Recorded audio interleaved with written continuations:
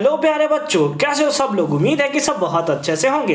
इस वीडियो में हम डिस्कस करेंगे class 10th edu card social science sample paper 3rd के क्वेश्चन नंबर 21 से लेकर 37 के सॉल्यूशन के।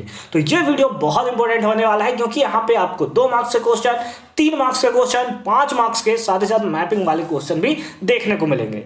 तो बहुत इंपॉर्टेंट होने वाला है वीडियो। साथ ही साथ अगर आपने इससे प्रीवियस वीडियो नहीं देखा तो उसका लिंक मिलेगा आपको डिस्क्रिप्शन में, जहां पे कंप्लीट लिस्ट का लिंक मैंने आपको दे रखा है, जहां पे आपको सैंपल पेपर 2, सैंपल पेपर 3, 4, 5 जितने भी सैंपल पेपर अपलोड किए जाएंगे उसी प्लेलिस्ट पे अपलोड किए जाएंगे। ठीक है, फर्दर मूव करते हैं क्वेश्चन नंबर 21 में और देखते हैं कि क्या होगा इसका आंसर। क्वेश्चन नंबर 21 है मेंशन 4 आर्टिकल्स। हमें 4 आर्टिकल्स को मेंशन करना है विच वेयर ट्रांसपोर्टेड, जो कि ट्रांसपोर्ट होते थे थ्रू द सिल्क रूट। कहां से? तो सिल्क रूट से। कहां? तो from China to the western world, यानी चाइना से वेस्टर्न वर्ल्ड की तरफ जो सिल्क रूट से कौन कौन से आर्टिकल जो है उसे सिंपली ट्रांसपोर्ट किया जाता था। तो हमने चैप्टर में बहुत अच्छे तरीके से पढ़ रखा है कि वो सारे के सारे जो प्रोडक्ट्स है उसमें आप बोल सकते हो कि पॉटरी है। पॉटरी एक्चुअल में क्या होता है? जो मिट्टी का बना हुआ छोटा छोटा बर्तन होता है, छोटा या बड़ा जो भी है। तो पॉटरी सिंपली एक्सपोर्ट किया जाता था, ट्रांसपोर्ट किया जाता था। उसी के साथ साथ टेक्सटाइल हो गया, स्पाइसेस हो गया, प्रीसियस मेटल्स हो गए। प्रीसियस मेटल्स मतलब जो आपको आयरन हो गया, ठीक है। उसके साथ साथ आपका मेनली एल्यूमिनियम हो गया देखने को मिलता है आपको, उसके साथ साथ सिल्वर देखने को मिलता है। तो ये सारे के सिंपली एक्सपोर्ट किए जाते थे। ठीक है, तो इस टाइप से इसका प्रॉपर फॉर्म में आप आंसर दे सकते हो। हालांकि इसके और वाले पार्ट में भी एक क्वेश्चन है, तो चलिए उसे भी देख लेते हैं। और वाले पार्ट में सिंपली दिया हुआ है हाउ डिड इंडियन रिवॉल्यूशनरीज, कैसे जो इंडियन रिवॉल्यूशनरीज थे एंड सोशल रिफॉर्मर्स, और उसके साथ साथ जो सोशल रिफॉर्मर्स थे, deals with the issue of caste discrimination, किस टाइप से कास्ट डिस्क्रिमिनेशन के इशू को वो रिफॉर्म करते थे, या फिर यूं बोले तो उसके साथ कैसे डील करते थे in the 19th century. 19th century के टाइम में सिंपली हम लोगों को देखने को मिलता है। ठीक है, तो देखो क्या है, कास्ट डिस्क्रिमिनेशन के मतलब इशू पे जो इंडियन रिवॉल्यूशनरीज है या सोशल रिफॉर्मर्स जो हैं वो बहुत अच्छे तरीके से उसके साथ डील करते थे।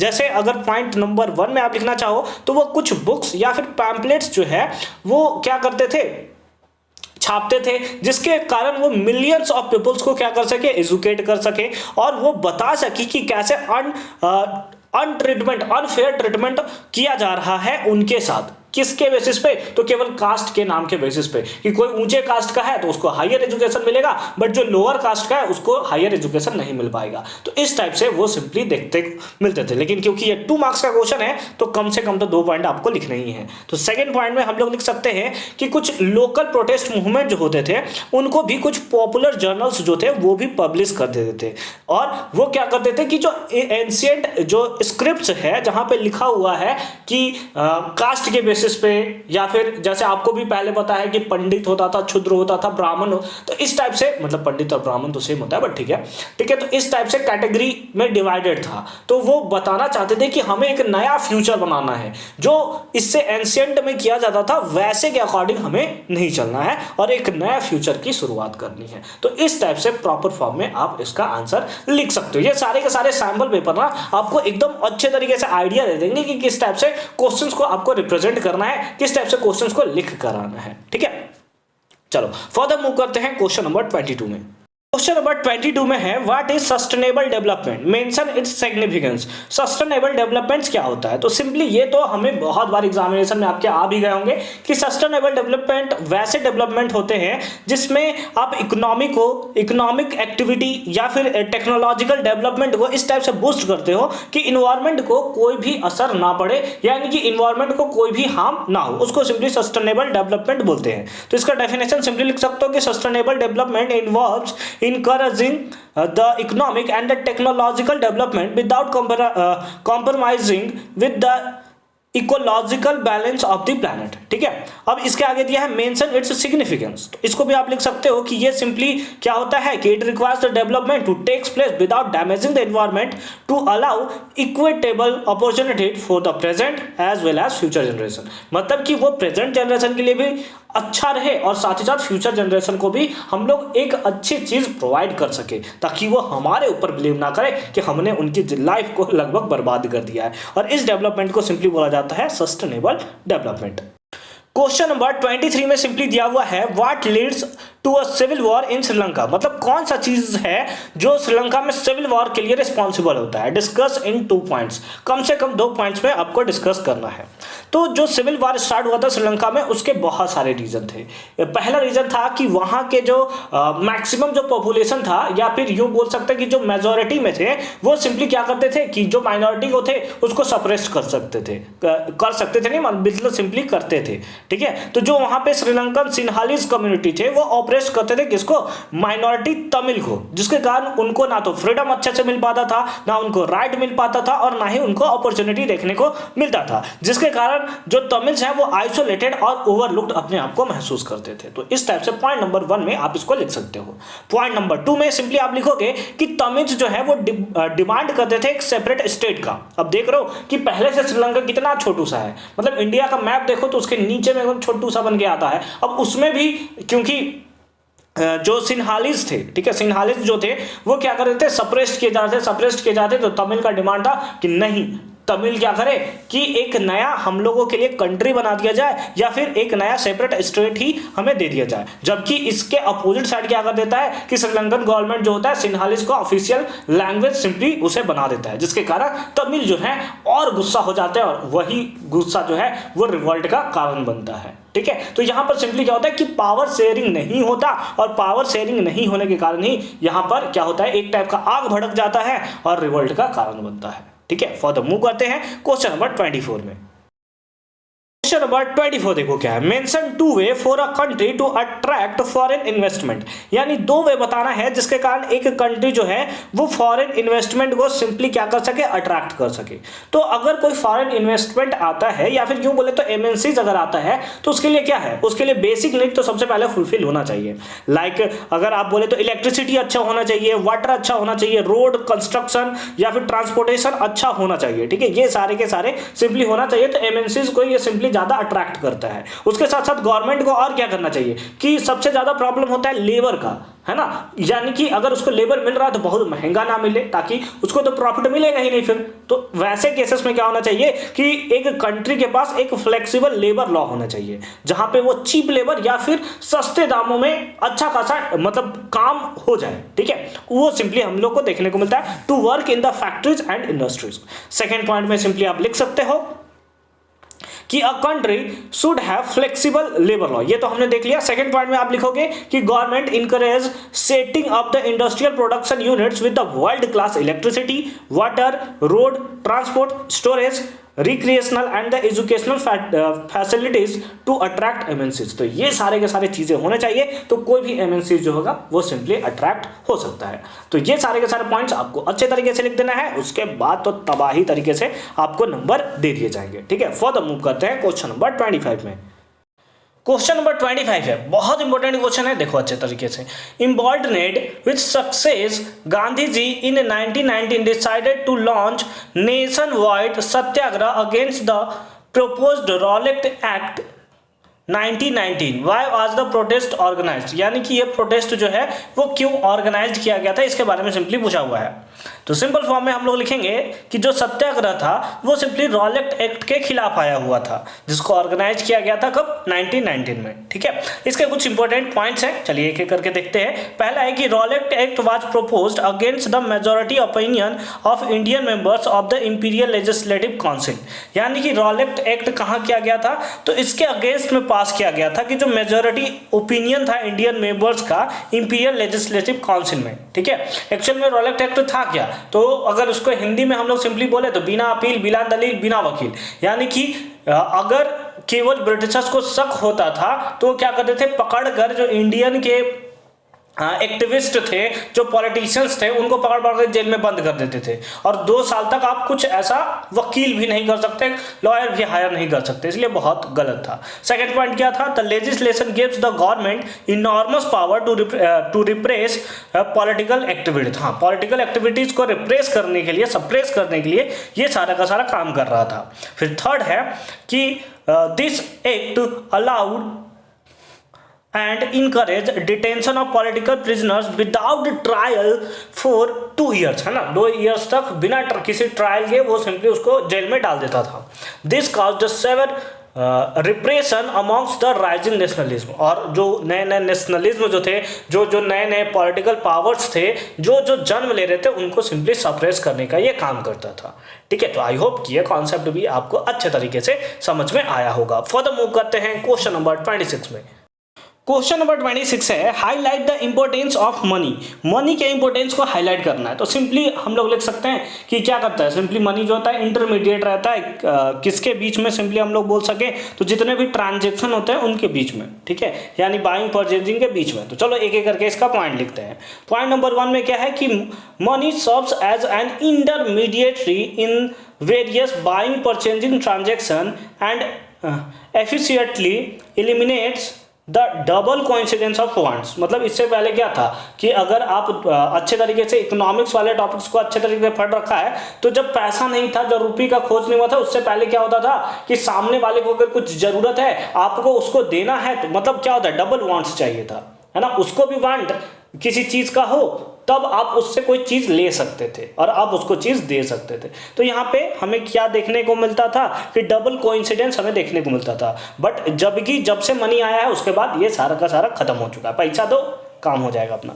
सेकेंड पॉइंट देखो, it is the universal and standardize the unit of transaction. For each transaction, the value of a note or a coin is always the same everywhere in a country. ठीक है, ये आप point 2 number में लिख सकते हो। Third point में देखो क्या है, it reduce the chances of forgery and the fraud since the units are fixed, है ना। ये क्या करता है, फ्रॉड को कम कर देता है, फ्रॉगरी है उसको कम कर देता है, जब से इसके यूनिट फिक्स्ड हो गए हैं। जैसे क्या है, 1 रुपए का है, 2 रुपए का कॉइन मिलता है, 5 रुपए का मिलता है, 10 का, फिर 20 का, 50 का, 100 का, 1000 का, ऐसे हमें देखने को मिलता है। 1000 का मिलता है, नहीं 2000 का मिलता है ना, 500 के बाद 2000, 1000 के तो बैन हो चुके हैं। ठीक है, बट आप इस पॉइंट्स में इसको सिंपली आंसर दे सकते हो। फर्दर मूव करते हैं क्वेश्चन नंबर 27 में।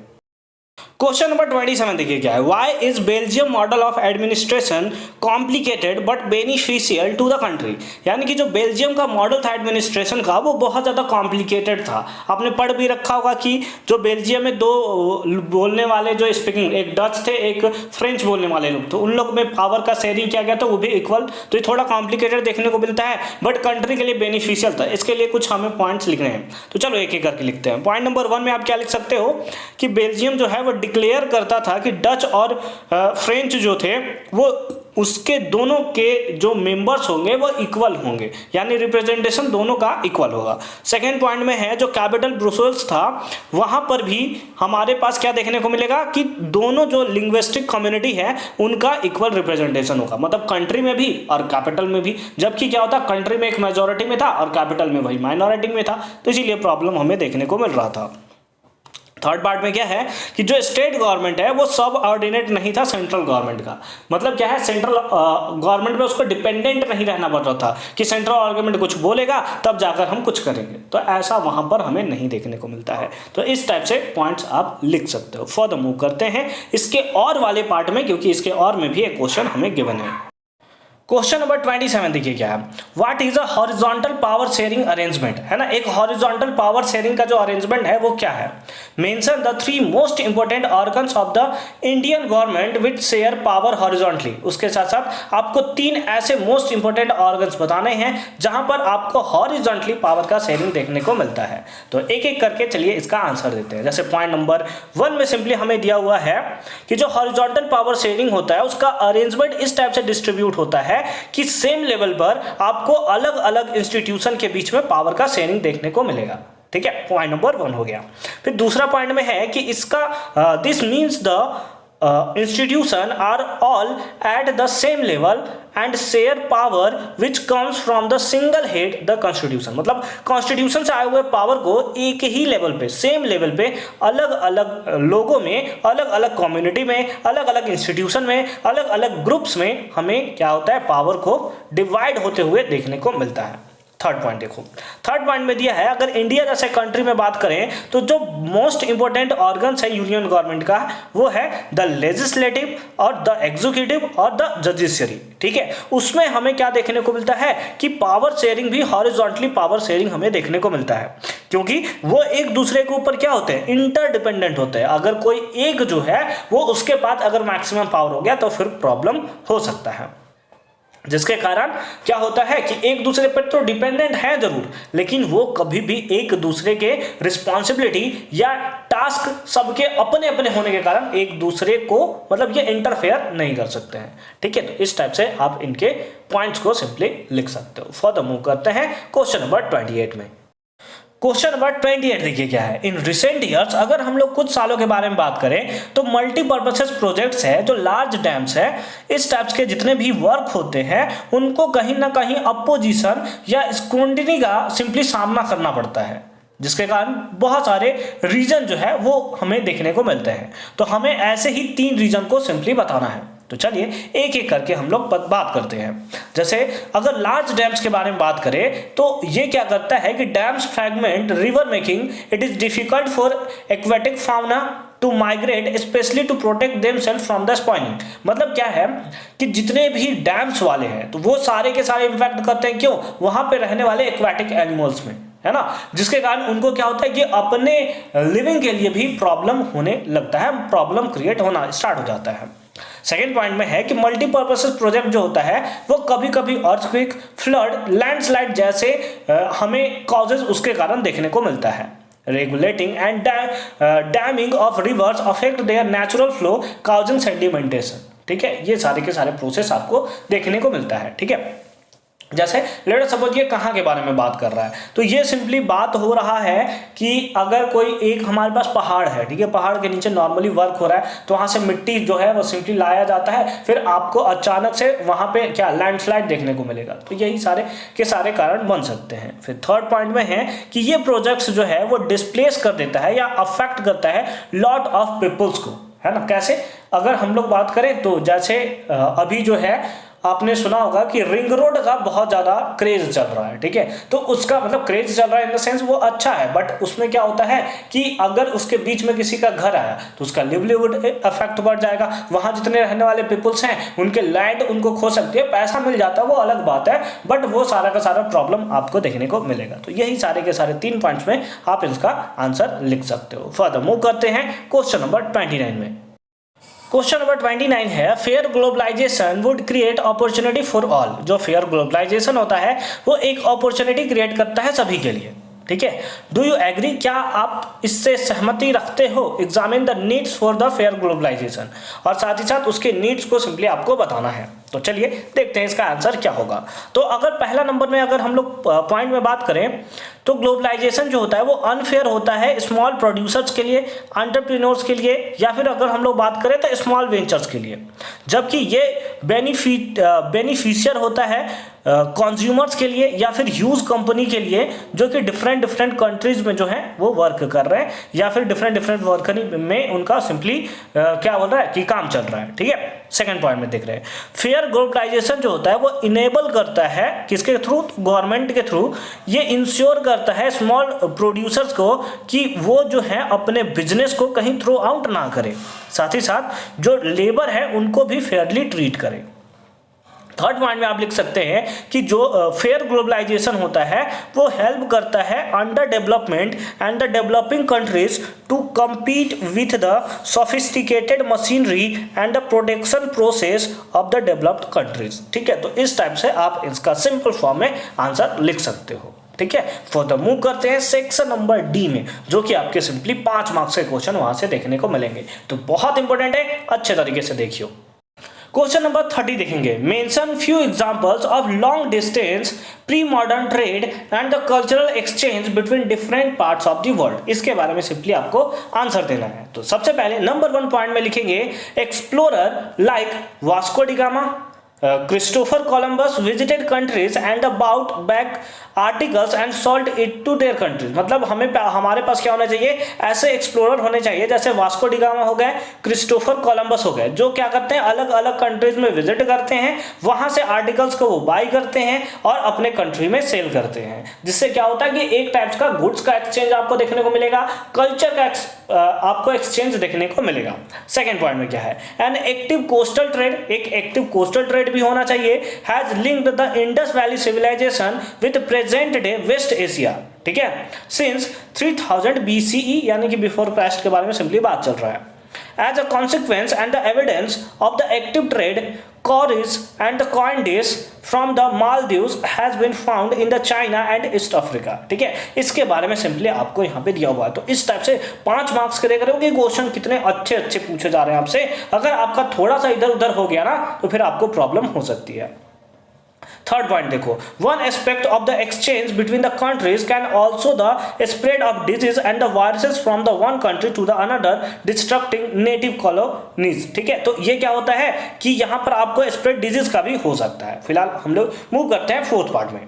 फोर्थ पार्ट में है food travels from one corner of the world to another. यहां से फूड का भी ट्रांसफर आपको देखने को मिलेगा कि एक कॉर्नर से दूसरे कॉर्नर पे चला गया। जैसे एग्जांपल के लिए आपका पास्ता बेस्ट एग्जांपल है, जिसमें सिंपली ये क्या इटली से ट्रैवल करके कहां चला गया था, अरब के ट्रेडर्स के पास पहुंच गया था, ठीक है। और अभी आप देखोगे तो पास्ता हम लोग भी खाते हैं बट ये इंडिया का नहीं है, ठीक है। फिफ्थ पार्ट में देखो, waste bound Chinese silk cargoes also travelled across the silk route. जो वेस्ट बाउंड चाइनीज थे वो भी क्या किए थे कि सिल्क रूट से होते हुए क्या होते कि इधर से उधर आपको देखने को मिलते हैं। Simply Chinese pottery also travelled the same route as did textile and the spices from India to the south east Asia. उसी टाइप से जो पॉटरी वाले, हालांकि क्वेश्चन नंबर 21 में भी हमने इस टाइप का देख रखा है, तो वही बर्तन जो होते हैं छोटे छोटे वो भी हमें सेम रूट से ट्रैवल होते हुए देखने को मिलते हैं, जैसे कि टेक्सटाइल जो होता है वो सिंपली ट्रैवल करता है, ठीक है। तो इस पॉइंट्स में आप सिंपली इसका आंसर दे सकते हो। फर्दर मूव करते हैं हम लोग किसमें, दैट इज क्वेश्चन नंबर 30 के और वाले पार्ट में। और वाले पार्ट में देखो क्या है, describe the role of technology in transformation of the world in the 19th century.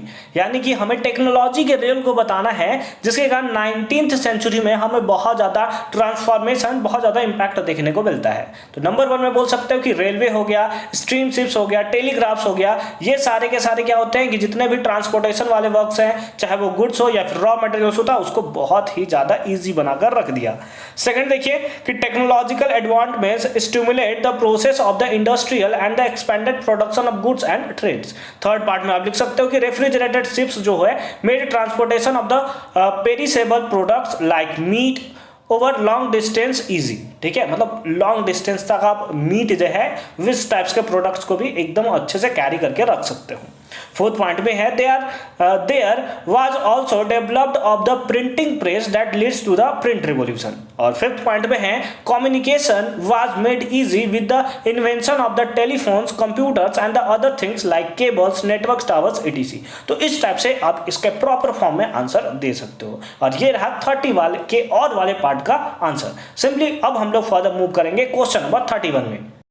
Question number 31 में है why is the inland navigation system of India not functional. यानी इनलैंड मतलब सिंपली जितने वाटर बॉडीज हैं जैसे पोर्ट्स हो गए, ये हमारे इंडिया में जो है वो अच्छे तरीके से फंक्शन करते हुए क्यों नहीं देखने को मिलते हैं। Mention any 3 sea ports functioning in India along with their feature. उसके साथ साथ उसके फीचर भी बताने हैं। चलो अच्छी बात है, एक एक करके हम लोग बात करते हैं। तो अगर हम लोग देखें तो इंडिया जो है वो इस केस में थोड़ा सा पिछड़ा हुआ हमें नजर आता है, जबकि इंडिया के पास लार्ज रिवर्स है, स्ट्रीम्स है और लेक्स है। तो इसके पीछे का रीजन हम लोग 2 पॉइंट्स में सिंपली लिखते हैं। पॉइंट नंबर 1 में क्या है कि note all of these water bodies are navigable. हमारे पास जितने भी वाटर बॉडीज है वो नेविगेबल नहीं है।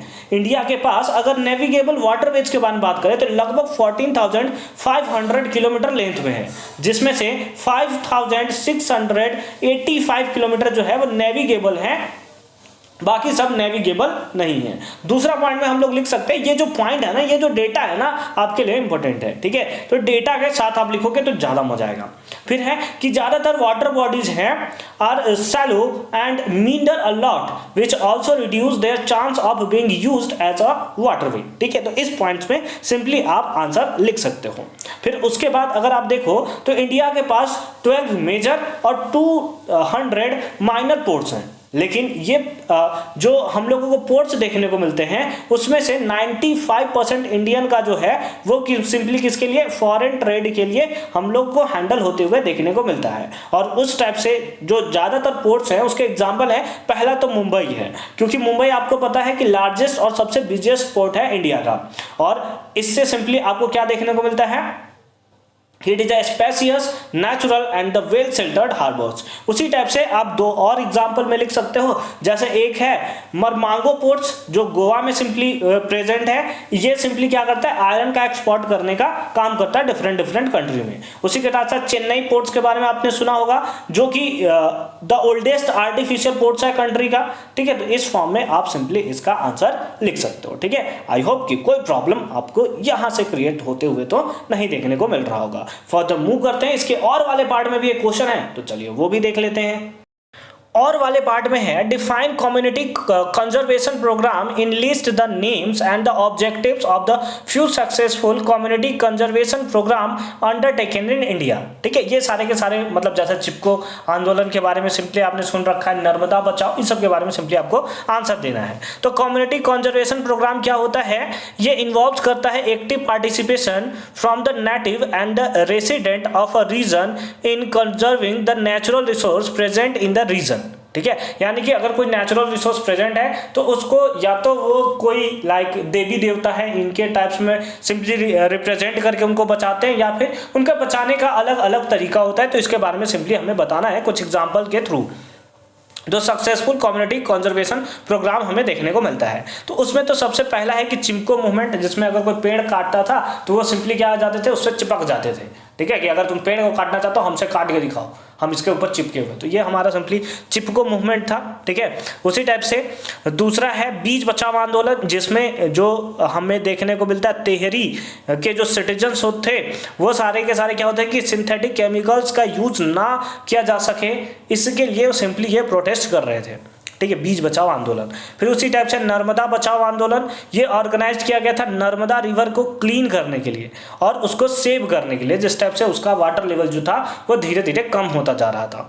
उसी टाइप से आप फोर्थ पॉइंट में लिख सकते हैं कि जो रेसिडेंट थे अलवर के, ठीक है, वो राजस्थान में जितने भी फॉरेस्ट थे उनको वो सेव करने के लिए, बचाने के लिए क्या कह दिए थे कि वहां पर एक भैरव देव नाम का दैत्व जो है, डाकव है ना, ऐसा बोल सकते हैं कि भैरव देव नाम का एक डाकव है जिसको सौनचुरी बोला जाता है। Simply they prohibited all forms of the hunting and the human interference. तो इस टाइप से आप इसका आंसर जो है वो आप दे सकते हो, ठीक है। फर्दर मूव करते हैं क्वेश्चन नंबर 32 में। क्वेश्चन नंबर 32 में देखेंगे, discuss the model of power sharing adopted in India in 5 points. यानी कि हमें क्या करना है, पावर शेयरिंग के बारे में बताना है कि जो इंडिया में अडॉप्ट किया गया था, ठीक है, जो मॉडल इंडिया में अडॉप्ट है उसको 5 पॉइंट में सिंपली हमें बताना है। तो चलो देखो क्या है। आपको पता है कि इंडिया कैसा एक डेमोक्रेटिक नेशन है और यहाँ पर सारे के सारे जितने भी पावर है उसको हमें अलग अलग लोगों में डिवाइडेड देखने को मिलता है, ठीक है। और ये सारा का सारा जो मॉडल है पावर शेयरिंग का वो सबसे यूनिक आपको देखने को मिलता है, बहुत अलग अलग आपको देखने को मिलता है, क्योंकि इंडिया के पास एक डाइवर्स पॉपुलेशन है, ठीक है। तो चलो एक पहला पॉइंट में हम लोग क्या लिख सकते हैं, यहाँ पर 3 टायर सिस्टम सिंपली वर्क करता है। एक सेंट्रल हो गया, एक स्टेट हो गया और एक हो गया लेवल मतलब हम लोग का कौन सा, लोकल गवर्नमेंट, जहां पे आपको अलग अलग पार्ट्स में क्या देखने को मिलेगा कि पावर का शेयरिंग देखने को मिलेगा according to their importance and scale. Second point में अगर हम लोग देखें तो क्या देख सकते हैं, सेकंड पॉइंट में दिया है India also practice horizontal power sharing model where no organs of the government is the superior. जैसे अगर आप देखो तो राष्ट्रपति है और प्रधानमंत्री है, मतलब प्रेसिडेंट है और प्राइम मिनिस्टर है, इसमें भी जो पावर है वो बटा हुआ है। मतलब अगर केवल प्राइम मिनिस्टर चाहे किसी चीज को करना तो नहीं कर सकता जब तक कि उस पर साइन ना हो हमारे प्रेसिडेंट का, ठीक है। उसी टाइप से प्रेसिडेंट जो है वो कोई भी काम नहीं कर सकते बिना पीएम के पूछे हुए। तो जब आप समझ सकते हो कि इतने सुपीरियर पावर्स में भी डिस्ट्रीब्यूशन देखने को मिलता है तो नीचे में तो डिस्ट्रीब्यूशन होगा ही, ठीक है।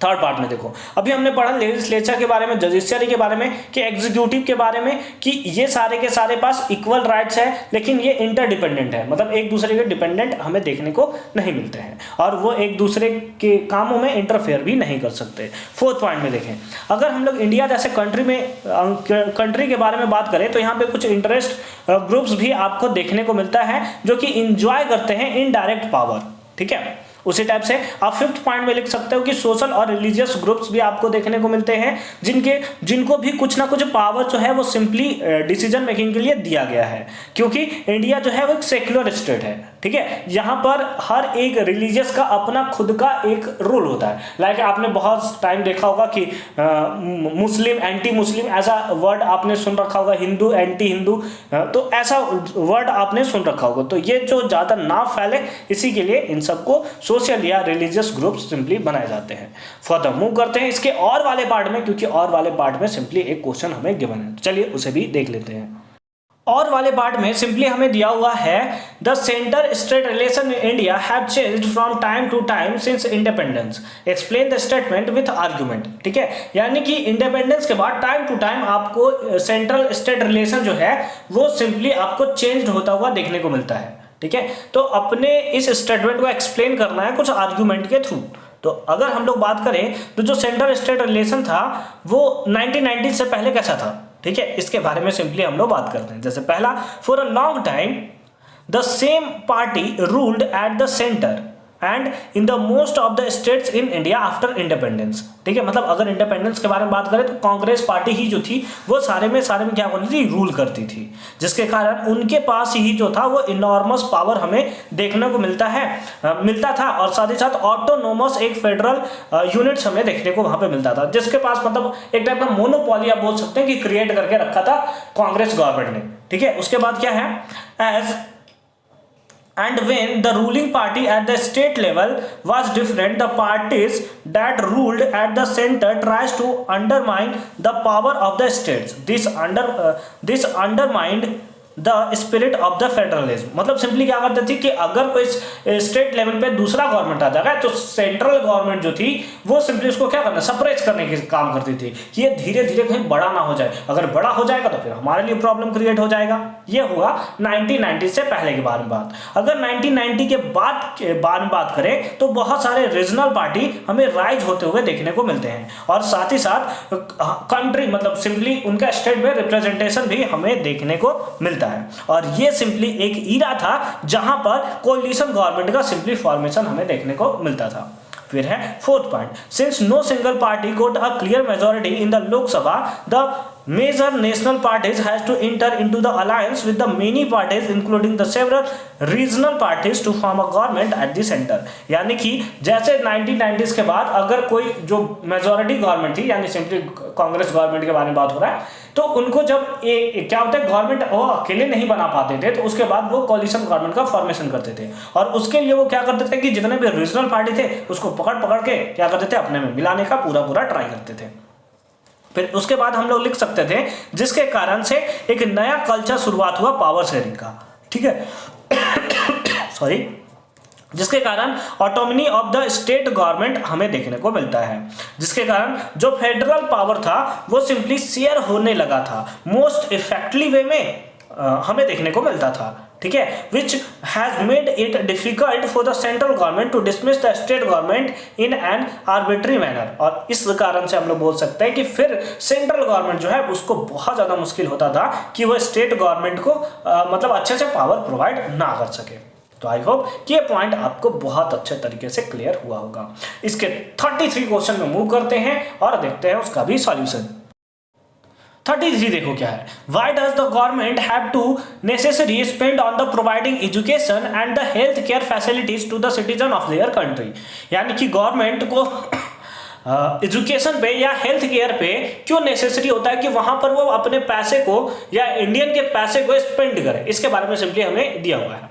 तो इसका आंसर सिंपल फॉर्म में हम लोग लिख सकते हैं कि जो लार्ज नंबर ऑफ सिटीजन होते हैं वो क्या कर सकते हैं कि ये सारे फैसिलिटी जो है वो क्या अफोर्ड नहीं कर सकते हैं खुद से, and their families which pushes them further into the vicious circle of poverty.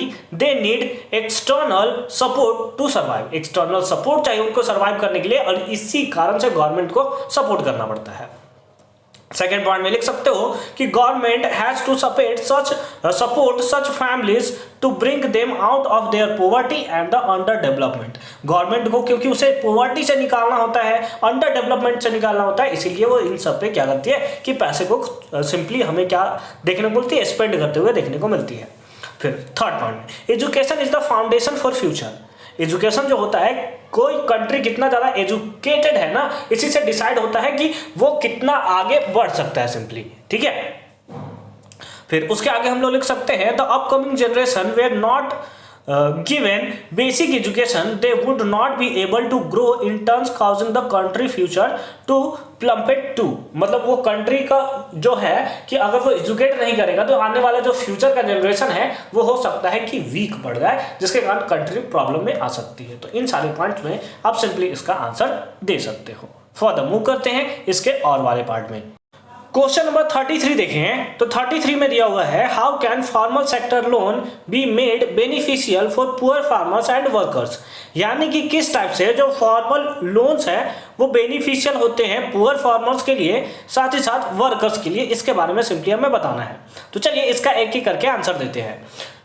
अगर हम लोग देखें तो फॉर्मल सेक्टर लोन जो होता है वो बेनिफिशियल होता है पुअर फार्मर्स के लिए, साथ ही वर्कर्स के लिए। जैसे पॉइंट नंबर 1 में हम लोग देखें the process of providing loans should be made easier. ठीक है, हम लोगों को कैसे उस प्रोसेस जो लोन का प्रोवाइड करने का प्रोसेस है उसको इजियर बनाकर। दूसरा है large number of banks and the cooperatives should be opened in the rural area. Rural area में खोल दो। फिर बैंक और cooperative should expand their facility and providing loans to decrease the dependence upon the informal sector. फिर fourth point में है special focus should be paid on poors and the small farmers along with the small scale industries. Fifth point में दिया है loan processing should be simple faster and the timely. जो उसका processing होना चाहिए बहुत सिंपल होना चाहिए, फास्ट होना चाहिए और टाइमली होना चाहिए। तो इन सारे पॉइंट्स में आप इसका आंसर जो है वो सिंपल फॉर्म में लिख सकते हो। फर्दर मूव करते हैं सेक्शन ई में, ठीक है, जो कि अगेन आपको थोड़ा सा या कॉम्पिटेंसी बेस्ड क्वेश्चंस आपको देखने को मिलेंगे। तो चलिए उसको भी हम लोग देख लेते हैं। क्वेश्चन नंबर 34, 35 और 36 जैसा कि तो स्क्रीन पे देखने को मिल रहा होगा, ये जो है वो एक टाइप का पैसेज टाइप का क्वेश्चन है। मतलब आपको ऊपर से रीड करना है, ये किस टॉपिक्स के बारे में बता रहा है उसको सिंपली आइडेंटिफाई करना है, और उसके बेसिस पे 3 क्वेश्चन आपको गिवन है, उसका आंसर आपको देना है। तो आप तो सिंपली क्या करोगे कि वीडियो को पॉज करोगे, उसके बाद सारे के सारे पॉइंट्स को आप पढ़ लोगे और उसके बेसिस पे आप आंसर सिंपली लिख लोगे। ठीक है, हालांकि इसका आंसर भी आपको स्क्रीन पे अभी जस्ट तुरंत देखने को मिल जाएगा, तो आप वहां से नोट डाउन कर सकते हो, बट इसको आप ट्राई करोगे कि खुद से बनाने का। ठीक है, चलो इसका आंसर भी मैं आपको फिलहाल दे देता हूं। तो ये रहा सारा का सारा आंसर। आप इसको भी पॉज करोगे, सारे के सारे पार्ट को अच्छी तरीके से रीड कर लोगे, लेकिन आप सिंपली जैसे उसे पढ़ोगे आपको अच्छे तरीके से क्लियर होने लगेगा कि क्या आपने आंसर सिंपली आपको लिखना है। ठीक है, ये बस एज अ मैंने आपको प्लस पॉइंट में दे रखा है ताकि आप उसे अच्छे तरीके से रीड कर सको। ठीक है, अब फर्दर लास्ट सेक्शन में पहुंचते हैं जो कि मैपिंग वाला सेक्शन, वो इंपॉर्टेंट है हमारे लिए। तो चलिए उसको हम लोग देख लेते हैं। क्वेश्चन नंबर 37 एकदम मजे तरीके से देखियो क्या है। क्वेश्चन नंबर 37 के ए पार्ट में दिया है on the given outline political map of the India identify the place marked as A and B with the help of the following information and write their correct names on the line marked near it। ठीक है, simply वहां पे जो mark किया हुआ है line, वहां पे सिंपली उसका क्या करना है, आंसर लिखना है। ठीक है, चलो आ जाओ देखो क्या है। ए पार्ट में दिया हुआ है, अच्छा वहां पे ए और बी जो आपको सिंपली दिख रहा है वहां पे लिखना है। ठीक है, अच्छी बात है। The place where session of Indian National Congress was held in September 1920। भाई कोलकाता में हुआ था। उसके प्रेसिडेंट कौन थे ना, उसके सिंपली आपको बता देना है कि जो नेशनल कांग्रेस का असेंबली जो हुआ था 1920 में, जो कि कोलकाता में हेल्ड हुआ था, उसके प्रेसिडेंट कौन थे? ठीक है, बहुत ही फेमस लोग है वो, ठीक है, मतलब बहुत ही फेमस पीपल है वो, ठीक है। तो ए का जो आपको वहां पे दिख रहा है ए मार्क, वो सिंपली आप कोलकाता रख दोगे, ठीक है। बी पार्ट में देखो क्या है, the place where Jallianwala Bagh incident was organised. कहां हुआ था? जालियांवाला बाग अमृतसर में हुआ था, और अमृतसर वो वाला पार्ट आपको देखने को मिल रहा है, ठीक है। तो ये सिंपली आप अच्छे तरीके से इसको मार्क कर लोगे। तो ए वाला पार्ट तो हमने एकदम सिंपल फॉर्म में कर लिया। बी वाले पार्ट में सिंपली देखने को मिल रहा है, on the same given map of India, ठीक है, क्या करना है? Label any 3 of the following with suitable example, ठीक है। मतलब सिंपली क्या करना है कि 3 को हमें लेबल करना है, 4 आपको दिया हुआ है, 3 को लेबल करना है विथ सुटेबल एग्जाम्पल, एग्जाम्पल के साथ। जैसे अगर ए पार्ट में देखो तो क्या दिया है? Kalpakkam nuclear power plant. अच्छा, ये सारा का सारा आपको कहाँ देखने को मिलेगा? तो ये आपको मिलेगा चेन्नई पोर्ट पे, ठीक है। कहाँ मिलेगा? ओ सॉरी कहाँ, मैं सिंपली मेंशन कर रहा हूँ, मतलब वो चेन्नई के आसपास ही आपको देखने को मिलता है, तमिलनाडु वाले पार्ट में देखने को मिलता है। तो ये कहीं यहाँ पे आपको देखने को सिंपली मिलेगा, ठीक है। बी पार्ट में देखो क्या है, Namrup thermal power plant. Namrup thermal power plant आपको यहाँ पे कहीं देखने को मिलेगा, ठीक है। तो अच्छे तरीके से आपको मार्क करने आना चाहिए, ठीक है, अच्छी बात है। अब आओ सी पार्ट में क्या है? चेन्नई सी पोर्ट। अरे भैया नाम से ही क्लियर है, चेन्नई है तो यहीं के पास ये सिंपली प्रेजेंट होगा, ठीक है। डी में देखो क्या है, हैदराबाद राजीव गांधी एयरपोर्ट। कोई दिक्कत है बताओ? हैदराबाद कहाँ होता है? सिंपली मैप में आप देखोगे तो यहाँ पे प्रेजेंट है। तो इस टाइप से इसका आंसर सिंपली आप दे सकते हो। आई होप कि सारा का सारा कॉन्सेप्ट आपको अच्छे तरीके से समझ में आया होगा। फर्दर हम लोग सॉल्व करेंगे सैंपल पेपर 4 का सॉल्यूशन, बट उससे पहले अगर आपने अभी तक चैनल को सब्सक्राइब नहीं किया तो करके रख लो, क्योंकि अभी बहुत सारे सैंपल पेपर आपको मिलने वाले हैं, और कंप्लीट लिस्ट का लिंक मिलेगा आपको डिस्क्रिप्शन में, तो एक बार डिस्क्रिप्शन आप जरूर चेक कर लोगे।